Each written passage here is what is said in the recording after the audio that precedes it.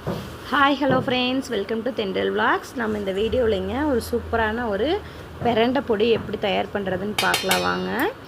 பிரண்டை வந்து நான் ஒரு 2 கட்டு வாங்கிட்டு வந்திருந்தேன். ஒரு கட்டு 20 ரூபான்னு சொல்லிட்டு 2 கட்டு வாங்கிட்டு வந்திருக்கேன். அதை சுத்தமாக நாரெல்லாம் எடுத்துகிட்டு நம்ம ஃபஸ்ட்டு வாஷ் பண்ணிக்கணுங்க. வாஷ் பண்ணிவிட்டு இதை அரிப்பெடுக்கும். ஸோ கையில் தேங்காய் எண்ணெய் தடவிட்டு சுத்தமாக நம்ம நார் இதெல்லாம் எடுத்துகிட்டு க்ளீன் பண்ணி கட் பண்ணி வைக்கணும்.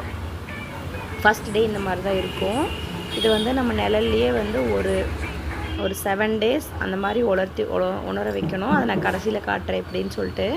இப்போ எப்படி செய்கிறதுன்னு பார்க்கலாம் வாங்க. நான் இந்த கப்பில் மெஷரிங் கப்பில் ஒரு 200 கிராம் பிடிக்கிற கப்பில் 1 கப் பருப்பு எடுத்திருக்கேன். பருப்பை நம்ம ட்ரை ரோஸ்ட் பண்ணிக்கலாங்க. ஒவ்வொரு பொருளாக நம்ம ட்ரை ரோஸ்ட் பண்ணி ஒரு பிளேட்டில் போட்டுக்கலாம். நம்ம எப்போவுமே யூஸ்வலாக வந்து பிரண்டை சட்னியை தான் அரைச்சி சாப்பிடுவோம். இந்த மாதிரி பொடி பண்ணி ஸ்டோர் பண்ணி வச்சுட்டிங்கன்னா உங்களுக்கு வந்து பசி எடுக்காத குழந்தைங்களுக்கு, பெரியவங்களுக்கு யார் வேணாலும் சாப்பிட்லாம். அப்புறம் கால்சியம் இதில் ரொம்ப அதிகமாக இருக்குது. இப்போ துவரம்பருப்பை வறுத்தாச்சுங்க. அடுத்து கடலைப்பருப்பு வறுக்க போகிறோம். நான் கடலைப்பருப்பு ஒரு 100 கிராம் எடுத்திருக்கேன். ரொம்ப கருகுதுன்னு சொல்லிட்டு நான் அடுப்பை ஆஃப் பண்ணிட்டு இப்போ அடுப்பை ஆன் பண்ணிக்கலாம். அடுப்பு ஆன் பண்ணிட்டு 1 கப்பு, இந்த கப்பில் மெஷரிங் கப்பில் 100 கிராம் அளவு கப்பில் 1 கப்பு கடலைப்பருப்பு போட்டாச்சு. இதில் கால்சியம் கண்டென்ட் அதிகமாக இருக்குங்க. பசியை தூண்டக்கூடிய ஒரு பொருள் வந்து நம்மளுக்கு பிரண்டை. நீங்கள் சட்னியை அரைச்சிங்கன்னா ஒரு 2 days தான் வரும். நம்ம இந்த மாதிரி பொடியை பண்ணி வச்சுட்டிங்கன்னா ஒரு 6 மாதம் வரைக்கும் நம்மளுக்கு கெட்டு போகாதுங்க. எப்படி செய்யறதுன்ட்டு பார்க்கலாம் வாங்க. இது வந்து கடலைப்பருப்பை வறுத்தாச்சு. நம்ம அதே பிளேட்டில் மாற்றிக்கலாம். அடுத்து உளுந்து அதே கப்பில் 100 கிராம் கப்பில் 1 கப் போடுறேன் நான். அதே மாதிரிங்க இந்த பிரண்டையை வந்து நீங்கள் வெயிலில் காய வைக்காதீங்க, நிழலில் தான் காய வைக்கணும். அதில் நார் இருக்கும், அந்த இலைகள் இதெல்லாம் வந்து நீக்கிட்டு நான் காட்டியிருக்கிற மாதிரி நீங்கள் கட் பண்ணி ஒரு 7 days காய வைக்கிற மாதிரி இருக்கும். இது வந்து எள்ளு ஒரு 3 டீஸ்பூன் இருக்கும். நீங்கள் கருப்பு எள்ளு, வெள்ளை எள்ளு இது வேணாலும் யூஸ் பண்ணிக்கலாம். அடுப்பு லோ ஃப்ளேமில் வச்சுட்டு எள்ளை வறுத்து கொட்டிக்கோங்க. ஒரு சிலர் புளி சேர்த்து பிரண்டை பொடி செய்வாங்க. எனக்கு அந்த டேஸ்ட்டு பிடிக்காது. அதனால் நான் வந்து புளியை ஸ்கிப் பண்ணிட்டேன். கண்டிப்பாக நீங்கள் வந்து இதை வந்து நல்லா காய வச்சு தாங்க செய்ய முடியும். காயாமல் பிரண்டை பொடி செஞ்சிங்கன்னா கெட்டு போயிடும்.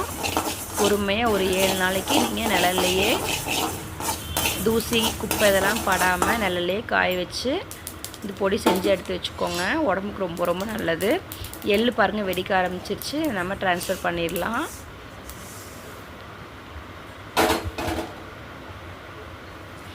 அப்புறம் நம்ம வரமிளகாய்ங்க காரத்துக்கு தகுந்த மாதிரி நான் வந்து 5 வரமிளகாய் சேர்த்திருக்கேன். உங்களுக்கு எவ்வளோ தேவையோ அவ்வளோ சேர்த்துக்கோங்க. காரம் அதிகமாக சாப்பிட்றவங்கன்னா ஒரு 7 மிளகா சேர்த்திக்கலாம். நான் 5 சேர்த்திருக்கேன். இப்போ கல் உப்பையும் நம்ம ரோஸ்ட் பண்ணி சேர்த்திக்கலாம். அப்போ தான் பொடி கெடாமல் இருக்குங்க. சீரகம் 1 ஸ்பூனு, அதையும் நல்லா ரோஸ்ட் பண்ணிக்கோங்க. கடாய் சூடாக இருக்கும், சட்டுன்னு பொரிஞ்சிரும். ஸோ நம்ம கேர்ஃபுல்லாக வறுக்கணும். அதே மாதிரி கொத்தமல்லி ஒரு 1/2 ஸ்பூன் சேர்த்திக்கலாம். அதை நல்லா வறுத்துக்கலாங்க.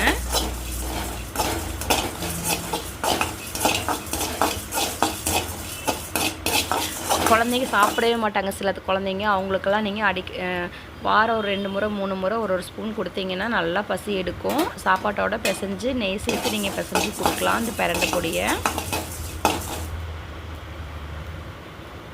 சீரகமும் மல்லியும் பொரிஞ்சு வச்சு பாருங்கள், வெடிக்குது. இதை நம்ம ட்ரான்ஸ்ஃபர் பண்ணிடலாம். அடுத்து பிரண்டை காட்டுற பாருங்கள். நான் ஃபஸ்ட்டு எப்படி காட்டியிருந்தேன், இப்போ எந்த அளவுக்கு அது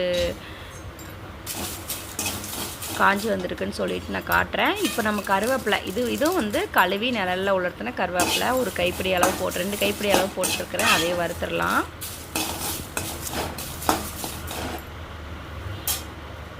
தொட்டால் இந்த அளவுக்கு பொரியணுங்க. அந்த அளவுக்கு நம்ம நல்லா வறுத்து எடுத்துக்கணும். கருக விட்டுறாதீங்க. இதான் வந்து பிரண்டை நம்மளுடைய மெயின் இன்க்ரீடியண்ட்டு. நம்ம ஒரு 6-7 நாள் காய வச்சோம் அப்படின்னா இந்த அளவுக்கு காஞ்சி வந்துடுங்க. அப்போ தான் நம்மளுக்கு பொடி செய்யறதுக்கு ஈஸியாக வரும். இதையே வந்து ரோஸ்ட் பண்ணிக்கோங்க. அடுப்பை சிம்மில் வச்சு நல்லா ரோஸ்ட் பண்ணி எடுத்து அந்த பிளேட்டில் போட்டுருங்க. லைட்டாக பொரியிற மாதிரி சவுண்டு கேட்கும். அப்போ நம்ம ட்ரான்ஸ்ஃபர் பண்ணிடலாம்.